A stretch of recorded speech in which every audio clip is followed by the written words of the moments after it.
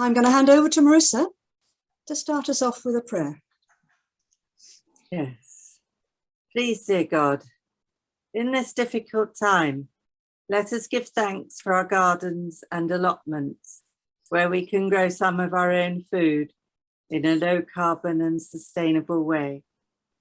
Let us also pray for those in Ukraine and other war zones who don't have this luxury, whose lands have been destroyed and can't be cultivated, and who are displaced or without resources to help themselves. Help us to cultivate enough this year that we can help others with seeds and produce. We can produce surplus, hopefully, to our own needs. In Jesus Christ's name, amen. Amen.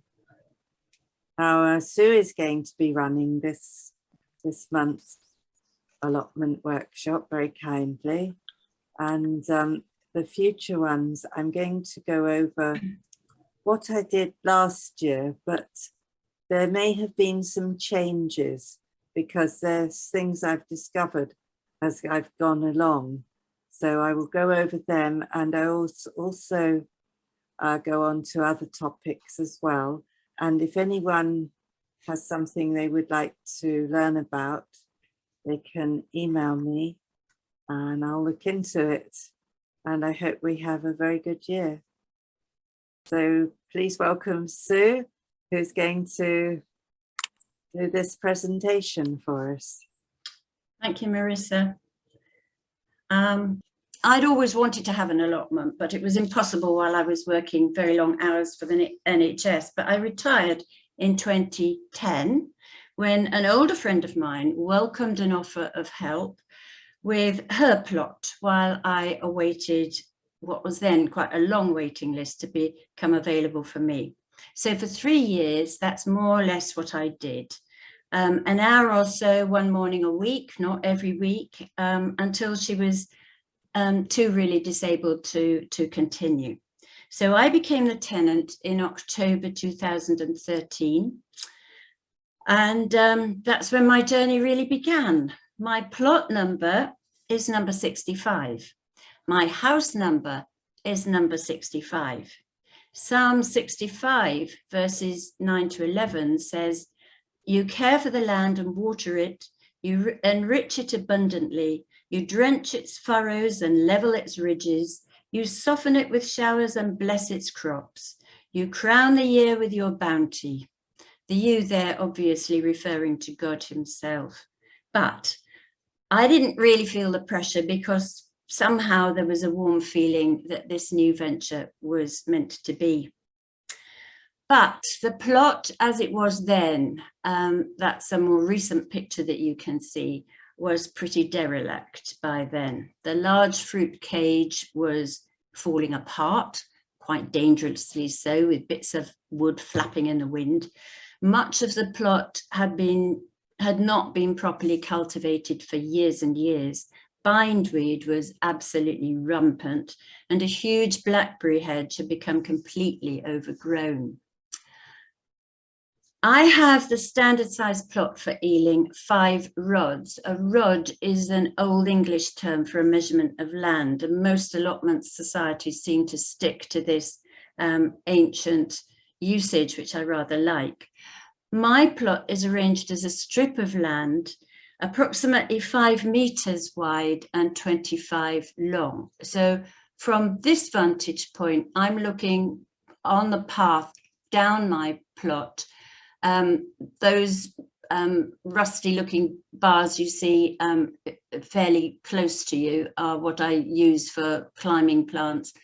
Raised beds, then you can see 3 what look like black rubbish bins. Those are where my blueberries are now. And then beyond that, there's the blackberry hedge and about another third of the plot. So it was quite a large amount to start to tame, and I couldn't do that in a season. Just to give you a little bit of background information, our site sits on a floodplain just south of the River Brent, which is a small river that twists and turns to join the Grand Union Canal and then into the Thames at Brentford. The A40 runs east to west, just north of that. So we are indeed a very suburban site, but the sound of birdsong is almost always much louder than the hum of traffic. And trees from the surrounding playing fields and the golf course next door also add an air of being away from it all and not in the middle of very urban London. Our land is stony, I suppose because we're close to the river, and we're based on London clay. So not terribly easy, one might say, and we're also prone to flooding. Again, partly because we're close to the river. The communal activities we have on our site, which is quite large, about 240 plots altogether, is we have an annual seedling swap in spring, a late summer show in September, and there's a group of us form what we call a weedathon group in spring and summer to tend a small communal garden that we all share. My plot is right up on the highest point, which is fortunate, because I'm further away than others from the river and therefore more flooding. I'm close to the woodchip area, which again we share, the trading hut and the loo, very important for me, and a water tank and taps right opposite my plot. So I'm pretty well off. My first task way back in 2014, that was the first full year, was to redesign my plot and put in some raised beds. I redefined the boundaries too. I dug trenches all around it to try and aid the drainage further. I began to gradually get each part of the plot into a fit state to plant, and worked out that actually what I wanted to grow was vegetables that we love to eat, and I thought wouldn't be too difficult to grow. There's nothing more discouraging than putting an awful lot of effort into something that fails. Gradually each year I had more land back under control and I could grow more. The fruit cage had been demolished, the blackberries tamed, the paths between beds were weeded and smothered in barrow loads of wood chip. With more cultivated ground, I could then begin to start crop rotation properly. And from the very beginning, I was given welcomed advice, encouragement and support from my lovely plot neighbours. Many come from Mediterranean lands, Italy, Madeira, Spain, and also Germany, the Caribbean, and obviously UK. And these Mediterranean friends, as I tend to call them, lumping them all together, obviously know a lot more about some of the crops I wanted to grow, like tomatoes.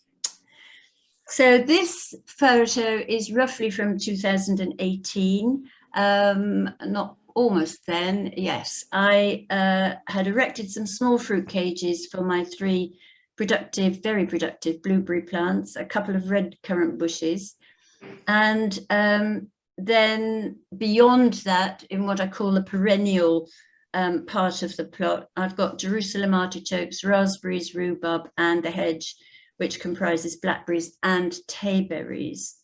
In front of the fruit, what is now where the blueberries are, those 3 black bins there, I've got a row of step over apple trees that grow, and I've underplanted that with spring bulbs, which gives me a flowering period from February right through to May now, which is just nice and jolly and can be seen from the parks, from the path. So that raises people's spirits sometimes.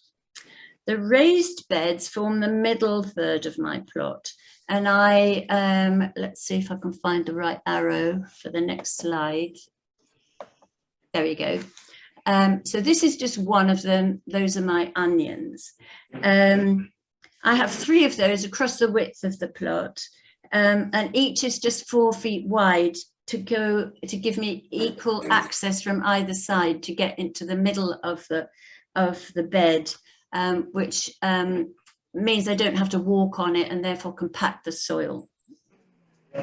The scaffolding planks used to raise the beds are about 1 foot wide, and so not that deep, but they really do seem to reduce the amount of slugs and snails, the creep of couch grass, which forms the surrounding paths. And it also, I find it concentrates the watering. When I water in the heat of the summer, I don't waste water by going over onto the paths. It just all gets kept within the bed, which is useful. It's also easier to spot weeds when they first come up. I tweak what I grow each year. Obviously, I'm rotating, but there are certain things I always grow, and onions is one. I dedicate another bed to potatoes, another one to beans. I grow broad, runner and dwarf beans, and roots, beetroot and parsnips. Other things I grow are leeks, garlic, tomatoes, chard, kale, courgettes, salad leaves and cucumber each year. And then there might be experiments as well, depends on space. I have lots of marjoram, which is mainly for the bees, but also for cooking. Loads of comfrey, which I have to keep yanking up because it spreads everywhere. But that makes wonderful liquid feed and like a tea mixture, which is good for the tomatoes and things. And it's also good, nutritious stuff to add to the compost heaps. Other self-seeded flowers which attract the bees and therefore the pollinators are nasturtiums and forget-me-nots everywhere. I grow organically and use no artificial fertilizers, insecticides or herbicides. I have a lot of ladybirds and they work hard to deal with the aphids. So gradually, year by year, the crops have got better. I learned more or less by trial and error, but my main guide has been a wonderful book, which I've recommended and bought for friends and family who've started allotments. It's a book by Alan Buckingham called The Allotment Month by Month. Big fat book produced by Dean Kelly. Lots of wonderful advice, everything from planning to cropping, how to do your compost bins, what tools you need, lots of photographs, and it's indispensable. So I use that an awful lot, and I can give you later if you want the ISBN numbers and things like that.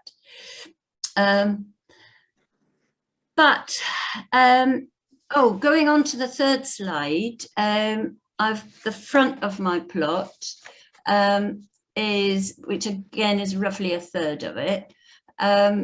I have, that's just open ground. It's not raised, it's just ground. And I can get a good 4 and a 5th row up the poles as well of different crops here. Here, going from left to right, we've got beans, then there's beetroot, parsnips, tomatoes, and then the runner beans eventually popped up on the far right here. So they work quite well and they come into the rotation part as well. I find it has been helpful to try to remember where all these plants originate from. So like tomatoes coming from South America and that sort of thing. The runner beans frequently fail if I plant them too soon. I like to plant them. I can plant them in root trainers at home to start them off. Sometimes they then get too leggy and fail as soon as I put them out in the open. The most robust seem to be when I direct sow, but then the rats want to come and get them. The rats think they live in a larder, which they do. So using these plastic bottles and jamming them down quite deep into the soil protects the beans from the rats, because the rats get bored, and they also get nice and warm and cozy inside those bottles. No, I take the tops off obviously to increase ventilation. So it's as late as June that I've planted seeds and still got a good crop in by September. So it's a useful thing to use. Those bottles, I don't buy juice in plastic now. I've had it in glass for the last 2-3 years. Those bottles I've had for years. I just wash them out, stack them, store them and bring them back the next year. They last a long time. I've discovered that courgettes, oh yes, I've said all that. I've discovered that the cucumbers need an awful lot of space. The first couple of years I tried to grow cucumbers, I wasn't terribly successful. I didn't realize how much space they needed, how much light they needed. And last year was the first time I started growing them vertically like this, but they still wanted to swamp the rest of the plot. So you have to be strict with them, but you can see all the little yellow flowers on that slide. They, of course, every flower produces a big cucumber. So I like cucumbers, but I'll tell you what I do with the excess later. The next problem I've had is with tomatoes. Tomato blight is endemic on our plot, but last year seemed to be worse than ever. It came earlier, and loads of my plot friends had ripped them out of the soil and discarded them. Trouble is with blight, it lives in the soil, it blows in the wind, and it's also a similar virus to the potato blight. So you don't want it to hang around too long. But last year I tried blight resistant seeds, which are slightly more expensive than the ordinary ones, but by golly, was it worth it. Out of, what did I have, 12 plants altogether, only 2 did I have to pull out. The others all got blight to a far lesser degree, then they recovered from it, and I had a really heavy crop, both of the cherry tomatoes and the beefsteak ones. So I was really pleased with that. So what do we do with all this excess food? Because it comes, you know, you have nothing for months, and then all of a sudden you don't know what to do with it. And of course, traditionally, I'd given a lot to friends and neighbours, and I still do that. But I found in the end that the real answer was try to preserve it, obviously store some things, but preserve it into other materials that could be used later on through the week. I also run the Christmas fair at the church every year, or have done for the last 11, and we sell a lot of these preserves that I make at the Christmas fair. Altogether, we raise about £3,500 each November, and that goes, every bit of it goes to our 3 local charities that we support and lots of us work for: the Food Bank, the Church's Winter Night Shelter, and Ealing Soup Kitchen. So it all goes to good, really good use. Onions, of course, are an essential ingredient in all the chutneys I make. I harvest them late in late July, early August, depending on the weather. As soon as the leaves start to flop and they look as if they've stopped growing, that's the time to pull them up, dry them thoroughly before sorting them into assorted sizes and qualities. I bring mine home to dry. Lots of people prefer just to leave them on the soil, which is warm. If it's been warm weather, then the soil retains that warmth and helps them. Unfortunately, we're prone to vandalism on our site, and sheds have been burnt down and things stolen. And I really don't want to risk all my lovely crop being stolen at the last minute. So I bring them home and dry them on garden furniture here. Then the biggest and the best are sorted, and I tie them in bunches of 10 and put 100 of them, 10 bunches, on 2 small beams that I've got in the kitchen. I've got some from last summer which will take me through till Easter easily, so it's a really good way to dry them. We face north, we don't get direct sun, so it keeps reasonably cool in the kitchen, and they do well. A basic chutney recipe I use is from the River Cottage Handbook of Preserves. River Cottage is the Hugh Fernley Whittingstall set up down in Devon, Axminster, near there. Fabulous place, everything organic. They grow their own pigs and chicken, and the garden, the kitchen garden is a wonder to behold. And I found lots of lovely recipes in this book. Again, I can send details later another time for anyone really interested in. But there's a basic chutney recipe, and then you can add to it other things. But basically, onions, green tomatoes, courgettes, and apples form much of the base of most of the chutneys. And I grow all of those. I have a Bramley apple tree at home, which produces well each year, as well as the other things that grow on the allotment. And the hard work in making chutney is actually peeling them. Not too difficult most of the time, but it's the dicing those vegetables into small pieces. If you think of Branston pickle, the pieces of fruit in it, of vegetables, are really quite tiny, and that's the size you want to aim at, because when you're using chutney, it's to accompany something else, add to a cheese sandwich or something like that. You don't want huge chunks of veg in it. Those all do well. Here's a picture of some of the chutneys I made.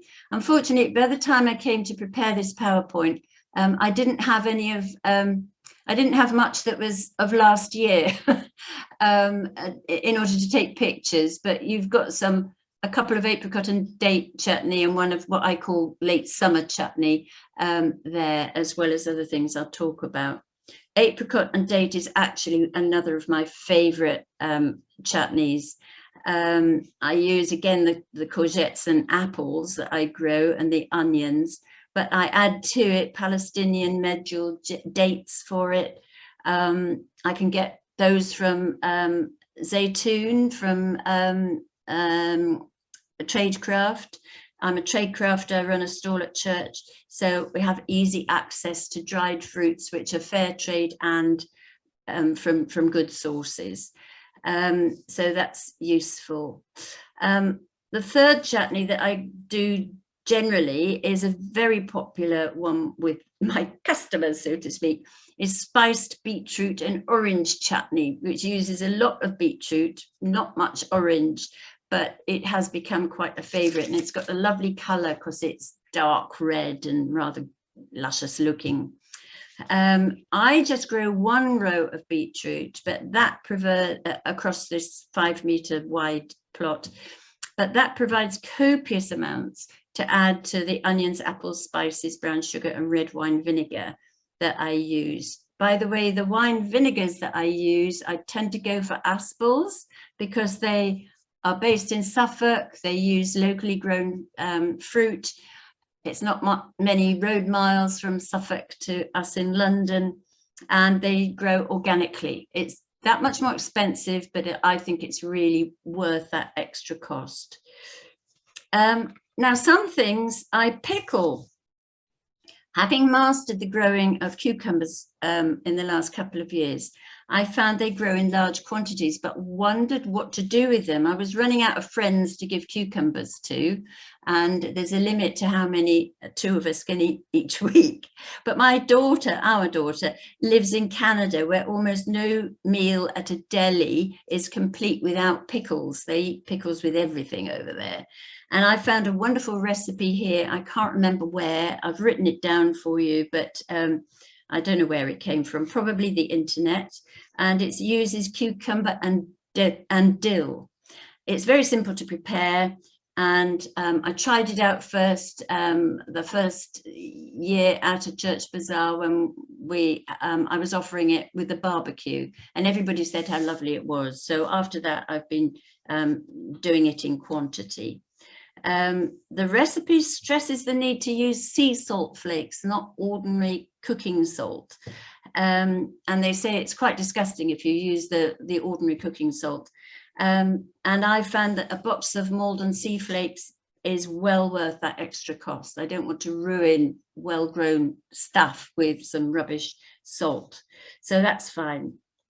So I use several kilos of my middle-sized onions that I'm not putting on the beans for later use at home in the chutneys. So anything damaged or misshapen or not big enough to store for longer periods, I turn immediately into chutneys. And the very smallest are pickles. And in this slide here, you can see some pickled onions at the back. I've often pickled onions going way back with that ready Sarson's pickling vinegar, you know, the sort of, what is it, malted vinegar with a few spices. But I found a much nicer recipe in this River Cottage book. That I use for that Aspel cider, organic cider vinegar, again, spices, bay leaves. I grow bay at home, so that again makes a really nice treat at Christmas, and well after that you want a nice crunch to your onions. On the sweet side, the first jam of the season I make is Rhubarb and Vanilla, and then it's followed by apple and blackberry jelly and jam. Some people don't like the pips in the jam, but they do like the jelly.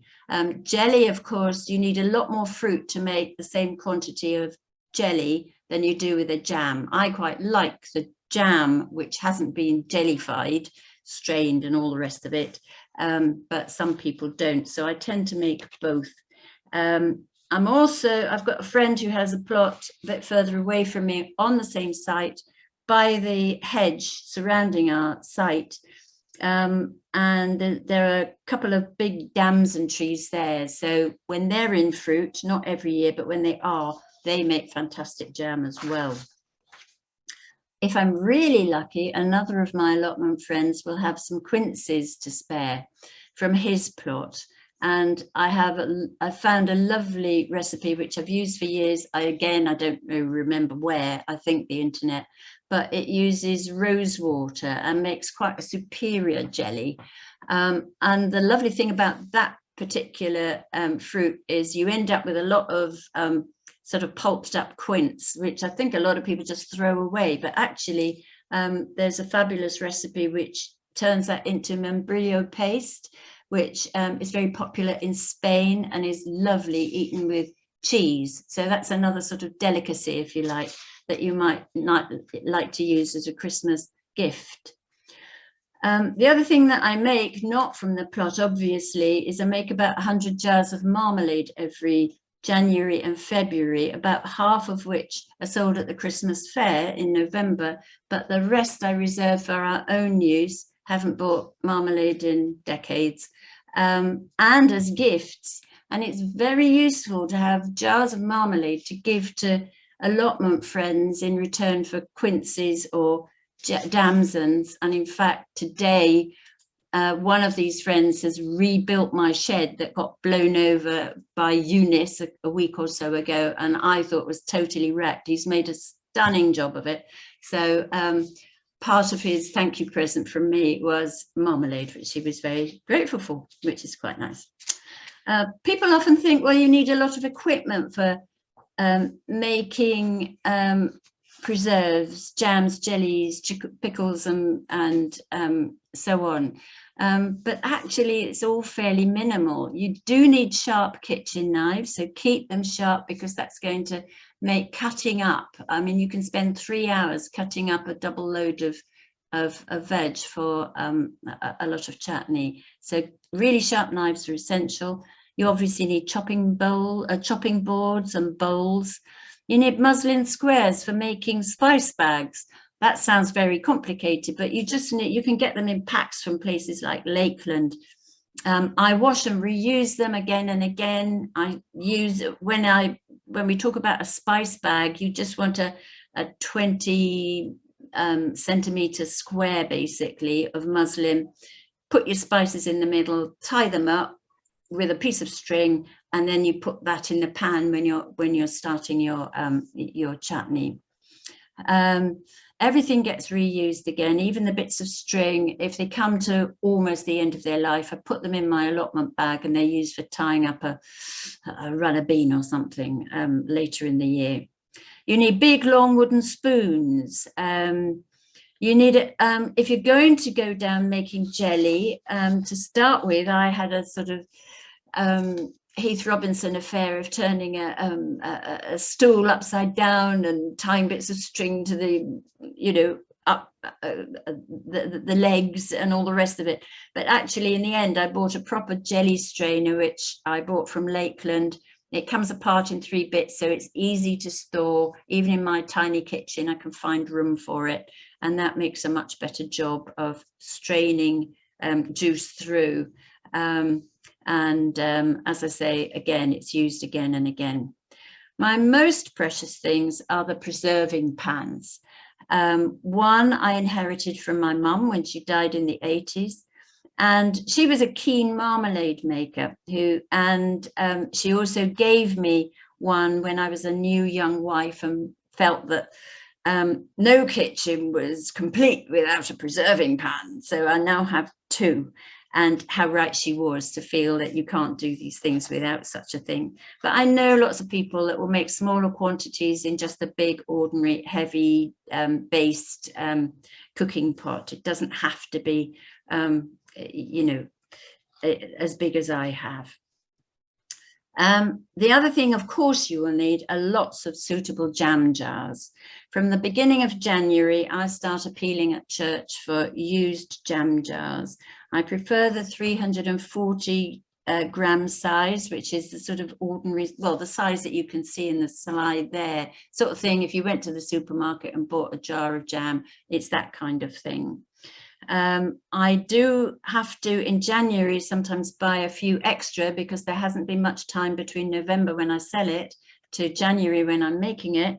So I do have to buy a few jars in that period. And I buy the hexagonal ones again from a supplier. But members of church supply me with dozens of jars. I also collect smaller ones like the pesto jars or mustard jars, which often are more suitable for jellies, and larger wide neck jars like you see there with the pickle, the cucumber pickle and the onions. You can't put big things like those onions into small jars, so you need a wide neck. So in fact, one thing I do insist on though is that the lids need to be, most modern jam jar lids now have a sort of plasticized inner ring sealed to the inside of the jar, and that's what makes it watertight or vinegar tight. If they are discolored in any kind of way, or if they have previously been used with a chutney or a savory pickle of some sort, I prefer to buy new lids to replace those. If I'm selling goods, I want it to look really good. I don't want it to look manky, bent or discolored when you take the lid off. But all in all, very little is spent per jar on packaging, thanks to so many people reusing their jars and giving them to me. Any I can't use, obviously, I recycle in our fortnightly curbside collection. The other thing that I found is absolutely essential is that if you live with anyone else who shares the kitchen with you, make sure that he, she, or they are sympathetic and understanding of the hours, days, and sometimes weeks it takes in making, potting, and storing your harvest. My husband Peter is really supportive of our tiny kitchen being turned into a food factory for weeks at a time sometimes, and the spare room becoming a warehouse to store it all in. He literally enjoys, obviously, the fruits of my labour as well, so he doesn't kick up too much of a fuss. So here's my basic list of things to do in calendar order. I'll try and whiz through these quite quickly. In January, once Christmas has been put away, it's good to start planning what to grow and where to have your crops. I keep a record each year of what went where, which is invaluable in helping with rotations. I check what seeds I have, how old they are, and what I need to buy before ordering online or buying from the garden centre. I buy onion sets and seed potatoes from the trading hut. Another early job is to prune the step-over apples, cut out old raspberry canes and blackberry bushes, blackberry branches, tying in the new fruiting branches that will crop later this season. I cut down the green manures on beds with no overwintering crops and make them wilt, or sometimes they're dead anyway by then, and chop them up and fork them into the soil so that planting can take place once it's warm enough. By now, February, March and April, work continues as above while dormancy remains. I've still got winter jobs to do. But the spring bulbs under the stepovers are beginning their slow firework display, which will take me through and cheer me up through to May. And At home, I'm planting seeds. I don't have a greenhouse, but we do have quite a large conservatory. So this becomes my nursery for the next few weeks through to May, probably. Thanks again, Peter, for understanding about that.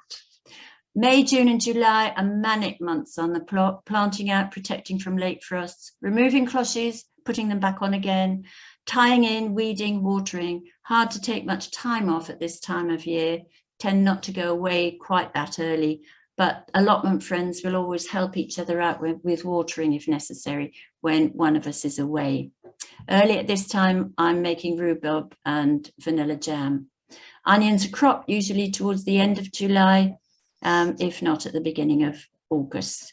August and September, potatoes are harvested. I dry mine in strong brown paper bags, sold for food caddy bags actually, but they hold about 2 kilos of potatoes, and they go in an outside shed which faces north, so they last us through. We've still got the last of our potatoes to eat right now.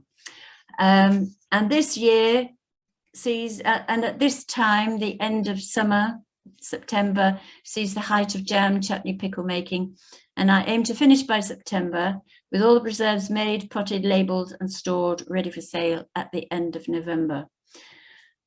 I am unfortunate, I rarely get to properly prepare the plot before Christmas. I spend several weeks after the preserve making Christmas cakes and puddings for the Christmas fair.